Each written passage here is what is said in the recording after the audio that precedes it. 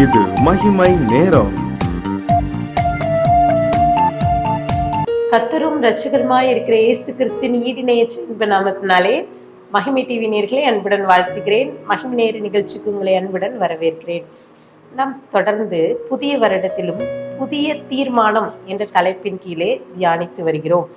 வசனம் இவ்வாறு சொல்கிறது, தானியேல் 1:8 தானியேல் ராஜாவின் போஜனத்தினாலும் அவர் பான பண்ணும் திராட்சரசத்தினாலும் தன்னை தீட்டுப்படுத்தலாகாதென்று தன் இருதயத்திலே தீர்ப்பானம் பண்ணிக்கொண்டு தன்னை தீட்டுப்படுத்தாதபடி பிரதானிகளின் தலைவனிடத்தில் வேண்டிக் கொண்டான். பிரியமானவர்கள், இன்றைக்கு தானியேல் எடுத்த ஒரு தீர்மானம், அவன் இருதயத்திலே தீட்டுப்படுத்தலாகாத காரியம் தன்னை விட்டு அகற்றுப்படி பிரதானிகளின் தலைவனிடத்திலே வேண்டிக் கொண்டான். தானியேலுடைய வாழ்க்கையிலே அவன் அந்த தீர்மானத்தை எடுத்த போது அவனுடைய வயது 16, ஒரு வாலிபன். இந்த வாலிப வயதிலே அவனுக்குள்ளாகவே ராஜாவின் ராஜ அரண்மனையிலே கொடுத்த உணவு தன்னை தீட்டுப்படுத்தி விடும் என்று சொல்லி எண்ணம். திராட்சரசம் அருந்தக்கூடாது. ராஜா அந்த நாட்களிலே ராஜா கொடுத்த உணவிலே பன்றி இறைச்சி அங்கே கொடுக்கப்பட்டதாக அங்கே வரலாற்று ஆராய்ச்சியாளர்கள் சொன்னப்போ, அந்த பன்றி இறைச்சி நம்மளுடைய முறைமைக்கு எதிரானது என்று சொல்லி அவன் அறிந்து அவன் அதை விலக்கி வைக்கிறான். அவன் இருதயத்திலே ஒரு தீர்மானம் எடுக்கிறான்.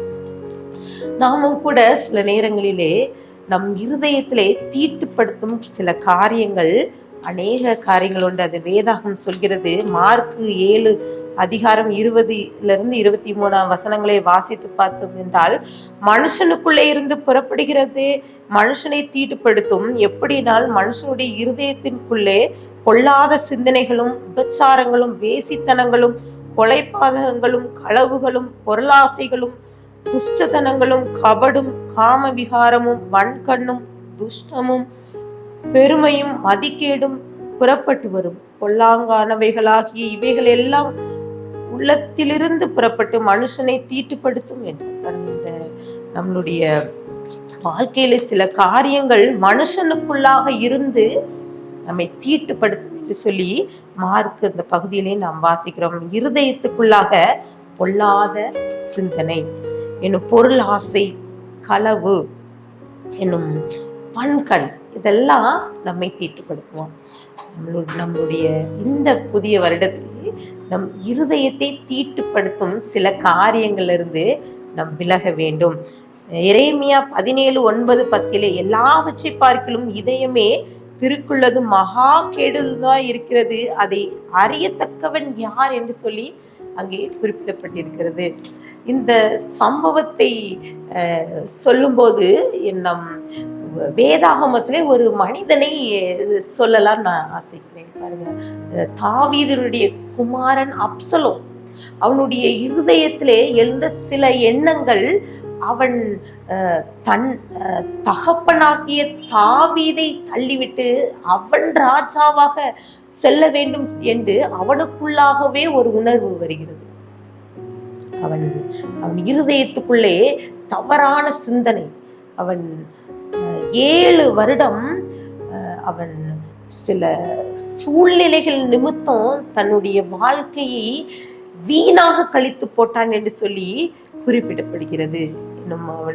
அவனை குறித்து வேதாகமம் என்ன சொல்கிறது என்றால், 2 சாமுவேல் 14:25 இஸ்ரவேல் அனைவருக்குள்ளும் அப்சலோமை போல சௌந்தரிய உள்ளவனும் மெச்சிக்கொள்ளப்பட்டவனும் இல்லை, உள்ளங்கால் தொடங்கி உச்சந்தலை மட்டும் அவனில் ஒரு பழுதும் இல்லாதிருந்தது என்று சொல்லி வேதம் சொல்லுது. அவன்கிட்ட ஒரு பழுதும் இல்லாதிருந்து. ஆனால் சில சூழ்நிலைகள்,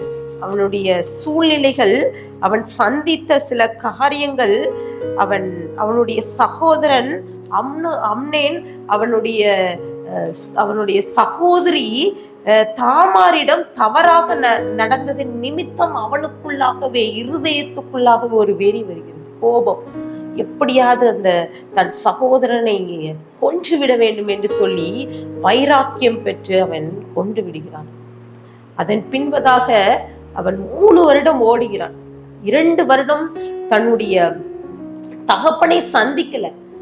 அதன் பின்பதாக அவன் எடுக்கிறான். அவன் ஒரு தேரை தனக்காக ஏற்படுத்தி கொண்டு அவன் சில ஆட்களை தன் வசமாக இழுத்து கொண்டு 50 பேரை அவன் அந்த தேருக்கு முன்பதாக செல்லும் போது 50 பேர் அவன் முன்பதாக செல்வதற்கான சில கூட்டங்களை ஆயத்தம் பண்ணுகிறான். அது மாத்திரமல்ல, காலையிலே எழும்பி அவன் அவன் தாவீதின் எருசலேம் நகரிலே யாரெல்லாம் வந்து தாவீதை சந்திக்க வரார்களோ என்று பார்த்து அவர்களை பார்த்து பேசி, தாவீது உங்களுக்கு நியாயம் விசாரிக்க மாட்டான், நான் உங்களுக்கு செய்றேன்னு சொல்லி நல்ல சில காரியங்கள் எல்லாம் சொல்லி யாரெல்லாம் அப்சலோம வணங்குறானோ அவங்ககிட்டெல்லாம் அவன் நெருங்கின நண்பரை போல பழகி சில சூழ்ச்சிகளை வைத்து கொண்டு தன் தகப்பன் ஸ்தானத்திலே வந்து உட்கார ஆசைப்பட்டான். இருதயத்துல தவறான பொல்லாத சிந்தனை. இப்போது இந்த தாவீது ராஜா அதை அறிந்து கொண்டு அவன் சொல்றான், தன் முகத்திலே முக்காடை அணிந்து கொண்டு வெறுங்காலாய் நடந்து செல்கிறான்.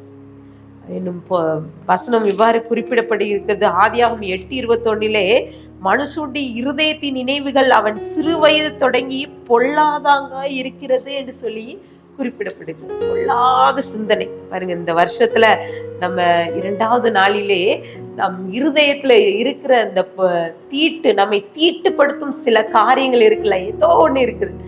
ஒருவேளை அது பொறாமையா இருக்கலாம், பெருமையா இருக்கலாம், ஒருவேளை வன்கண்ணா இருக்கலாம், இன்னும் பார்த்தீங்கன்னா பொருளாசையா இருக்கலாம். ஏதோ ஒரு காரியம் நம்மை தீட்டுப்படுத்தி கொண்டே இருக்குது. இந்த அப்சலோம் தன் இருதயத்துக்குள்ளே அவன் வைத்த காரியம் அவனையே அழித்து போட்டு விட்டது.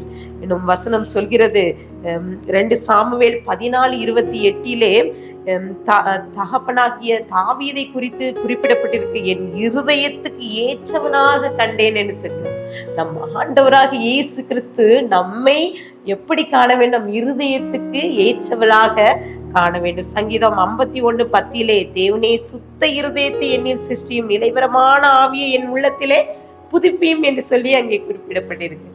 பிரியமானவர்கள், இந்த வார்த்தையை கேட்டுக்கொண்டு இருக்கு நீங்க கூட இந்த வருஷம் ஏதோ என்ன தீர்மானம் எடுக்கல, ஒருவேளை இதுவரைக்கும் நான் எந்த தீர்மானம் எடுக்கலன்னு சொல்லிட்டு இருந்தா இன்னைக்கு ஆண்டவர்கிட்ட சொல்லுங்க, எஸ்பா என் இருதயத்துல இருக்கிற தவறான பொல்லாத சிந்தனைகளை என்னை விட்டு அகற்றப்படுங்க. நல்ல இருதயத்துக்கு ஏற்றவளாக நாங்க இந்த வருஷத்துல இருக்கணும்னு சொல்லிட்டு ஆண்டவர்கிட்ட தீர்மானம் எடுக்கலாமா? கண்களை மூடி ஜெபிக்கலாம். அன்பின் பிதாவே, ஸ்தோத்திரிக்கிறோம், எங்களோடு பேசியிருக்கீங்க சப்பா. எங்களுடைய இருதயத்துல நினைவுகள் எல்லாம் அறிஞ்சு வச்சிருக்கீங்கப்பா.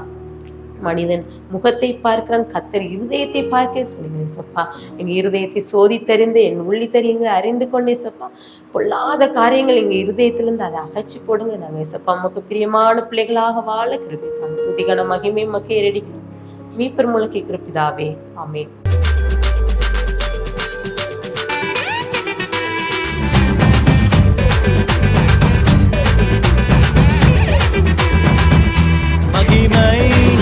மகிமை